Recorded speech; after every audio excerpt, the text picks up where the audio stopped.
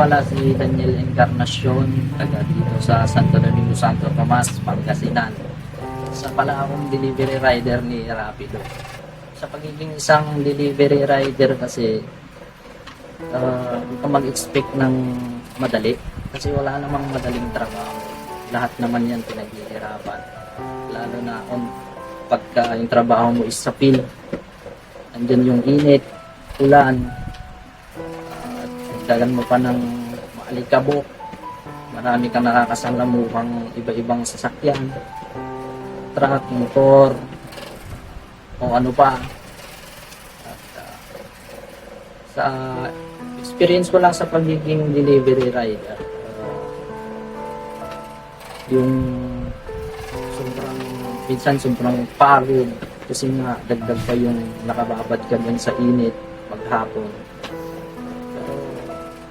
Okay naman, isa naman sa walang pagkakitaan.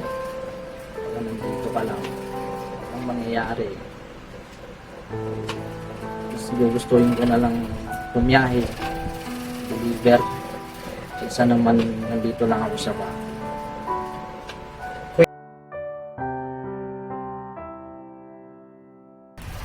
Dati na rin po akong rider bago ako naging Rapido rider po.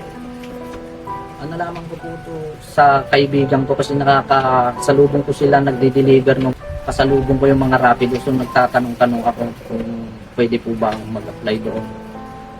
Kaya yun, tinulungan naman nila ako. Pinakilala ako kay Sir Michael. So doon na nagsimula yung Rapido rider.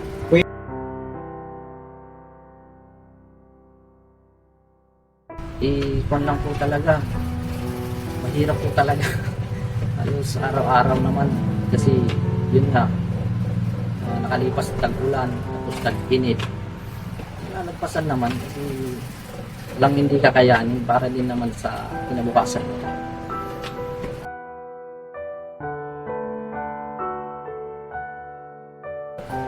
Opo, nakakatulong naman po. Pagbigay din po.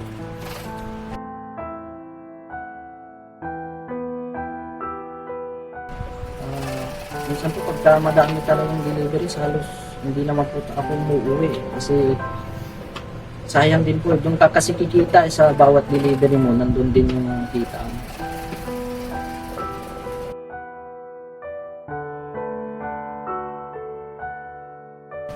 Sobrang mabait.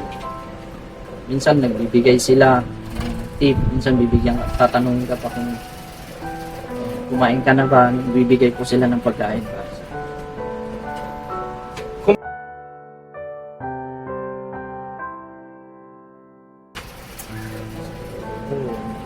Sa trabaho ko. Wala naman po ata akong pagbuhay.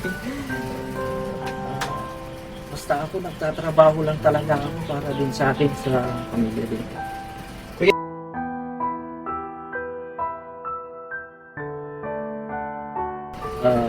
Nung una, habaan sana yung pasensya kasi hindi lahat ng customer pare-parehas, merong mabait, meron pa mumurahin pa tayo, alam naman nila siguro. Mas din nila sila pa yung magrereklamo, sila pa yung magagalit pag di mo makontak, hindi sila naglalagay ng address. Pasensya lang tayo mga kepa.